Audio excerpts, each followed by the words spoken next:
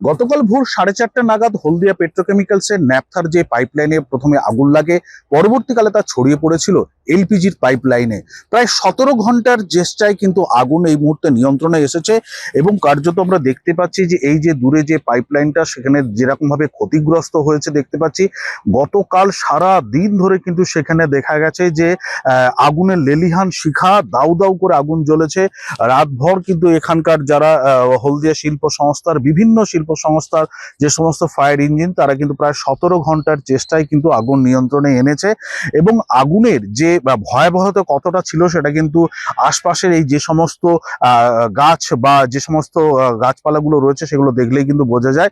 এবং এই যে ট্রেন লাইন, এটা কিন্তু হলদিয়া থেকে পাঁশকুড়া এবং সেই পাঁশকুড়া থেকে আবার হাওড়া যাওয়ার যে সমস্ত ট্রেন চলাচল করে, আজকেও কিন্তু এরকম ভাবে ট্রেন চলাচল কিন্তু বন্ধ রাখা হয়েছে। কেননা জেলা প্রশাসন সূত্রে আমরা যেটা জানতে পেরেছি যে গতকাল যেহেতু অগ্নিকাণ্ডের ঘটনা ঘটেছিল, সেই জন্য এখানকার যে ট্রেন লাইনের যে বিদ্যুৎ পরিষেবা, সেই পরিষেবা কিন্তু বন্ধ ছিল। এবং দূরেই আমরা একটি দেখতে পাচ্ছি যে ইতিমধ্যেই কিন্তু রেলের যে সমস্ত কর্মীরা রয়েছেন তারা কিন্তু যে বিদ্যুতের সংযোগ করার সেখানে চেষ্টা করছেন। এবং জেলা প্রশাসন সূত্রে যেটা খবর, হয়তো আজকে বিকেলের মধ্যে এই যে ট্রেন লাইন সেখানে কিন্তু ট্রেন চলাচল স্বাভাবিক হতে পারে।